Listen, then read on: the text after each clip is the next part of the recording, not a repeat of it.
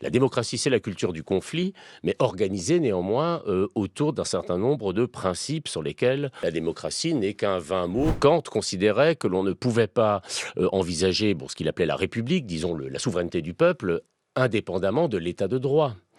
C'est-à-dire qu'il y avait des limites, qui étaient, je dirais même mises à la volonté du peuple, dès lors que cette volonté pouvait, tendanciellement se retourner contre la démocratie. Or nous avons suffisamment, d'exemples dans l'histoire, de suicides démocratiques, si je puis dire, de la part, des électeurs. Par conséquent, la séparation des pouvoirs, l'état de droit que l'extrême droite systématiquement oppose,